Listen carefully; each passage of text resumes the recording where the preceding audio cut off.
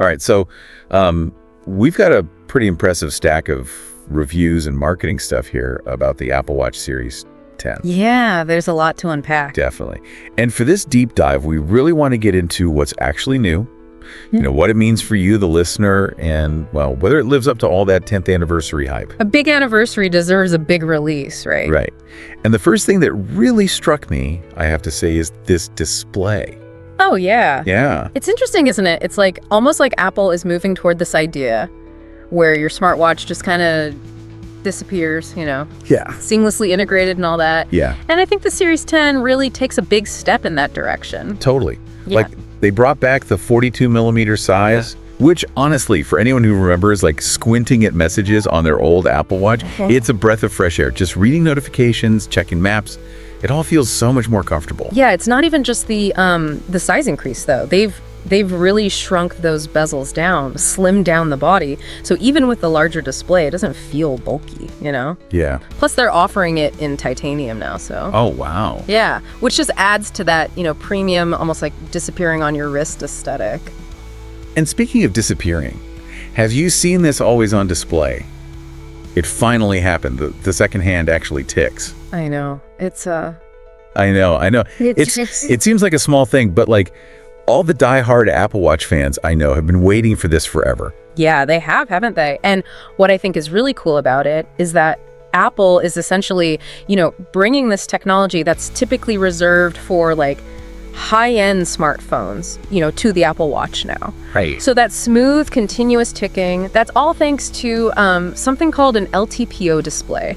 It basically means it can like dynamically adjust its refresh rate. So it sips power when it can, saves battery life, but still gives you that classic watch feel. Okay, so that's really cool, but there's a catch, right? Yeah. Because the reviews are saying that this whole always-on ticking secondhand, it's only available on like 2 watch faces, right? Yeah, it's definitely a little limited at the moment. It's likely because of the battery demands, of this LTPO tech.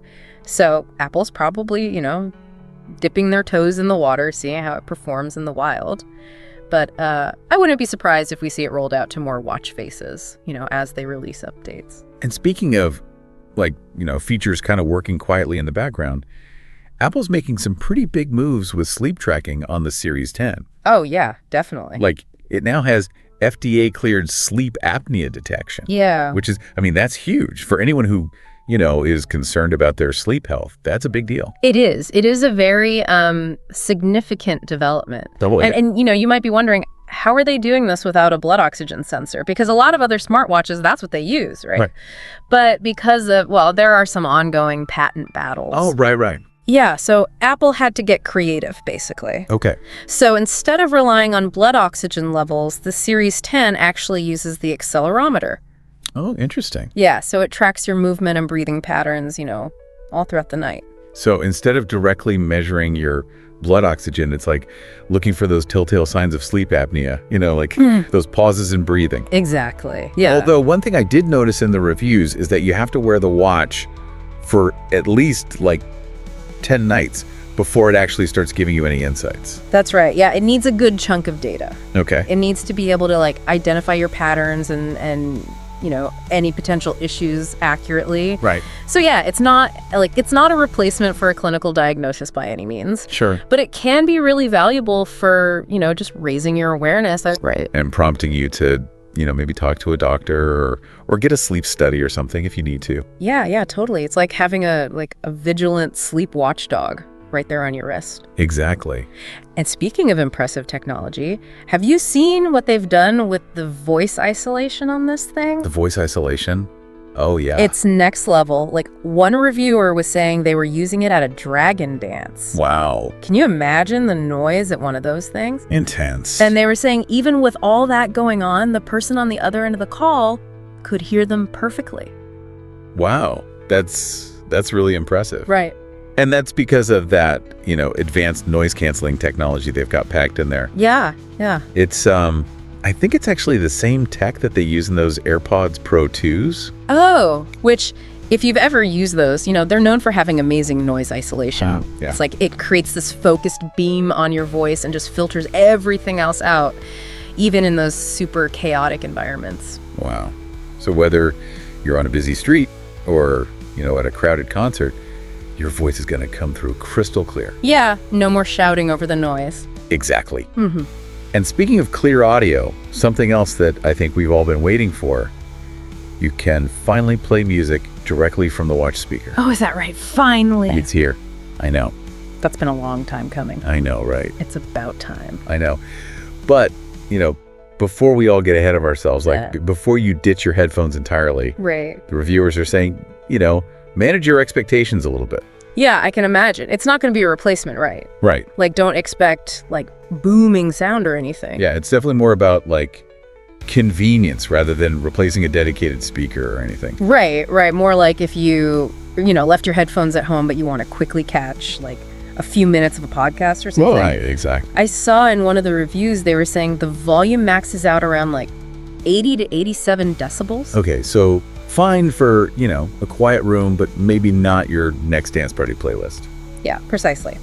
Now, while we're talking about kind of limitations, we do have to address the battery life. Oh, yeah, the elephant in the room. Always is, right? The Series 10 still seems to max out around a day and a half on a single charge, which... Yeah, I was kind of hoping for a little more on that front, I have to say. Don't get me wrong, faster charging is great and all. Sure. But it feels like we're at this point where every tech company is just laser focused on charging speed. Yeah. Instead of actually giving us bigger batteries. Right. What are your thoughts on that? I mean, it's a fair observation, right? It's a lot sexier to market hey, you can charge your watch in 30 minutes. Right. Than it is to say, we've significantly increased the battery capacity, but oh, by the way, now it's a little bit thicker. Right. So, I get it from a marketing perspective. Yeah. But yeah, it is kind of a Band-Aid solution in a lot of ways. Totally. I think really it all boils down to how you use your Apple Watch. If you're the type of person who's already charging it every night anyway, that faster charging might not be as revolutionary as it sounds, That's a really good point, actually. It really just comes down to, individual use cases and needs, really. It does, doesn't it? Yeah. It always does, doesn't it? It always does. Okay, so to sum it all up, where do we stand on the Series 10? Because it's not it's not reinventing the wheel or anything. Right. But it does feel like it refines a lot of the, core features. Yeah. Particularly when it comes to, those health sensors and stuff. It's a great way of putting it. Yeah. The Series 10 feels a very Apple evolution, Yeah. Taking the best of previous models, even borrowing a bit from the Ultra and just, kind of refining everything just a little bit more. It's definitely a worthy upgrade, especially, if you're coming from an older model. Yeah, for sure. It's got that Apple Watch ultralight vibe to it, wouldn't you say? It does. Yeah, it totally does. But I mean, it does kind of make you wonder, have they reached a plateau? Or is this are they setting the stage for something even bigger down the line? I don't know, I'm curious to get your take on it. It's the million-dollar question, right? What would a truly revolutionary leap in smartwatch technology even look like at this point? Right. That's something actually that we want you, the listener, to think about. Oh, good point. Yeah, what features are you still waiting for? Right. What problems are you waiting for Apple or, any of these companies to solve? Let us know because we're genuinely curious. We are. So tell us, is the Apple Watch Series 10 going to be on your wrist this year? We really want to hear what everyone thinks of these new features, especially that sleep apnea detection. Yeah, that's going to be an interesting one to watch. For sure. All right, well, that's it for this deep dive. Yeah, that was fun. We'll catch you in the next one. See ya. While it's great to have the option, the reviewers are saying you shouldn't expect booming sound or anything. Exactly. More for convenience, Right. Not so much replacing an actual speaker. Right. More if you left your headphones at home and you want to quickly catch a podcast or something. Right, exact. I think one of the reviewers mentioned it maxes out at 80, 87 decibels. Okay, so fine for a quiet room. Yeah. But maybe not for your next dance party playlist. Exactly, yeah. Although while we're on the topic of kind of limitations. Yeah. We do have to address the battery life. The elephant in the room, right. Right. Got it.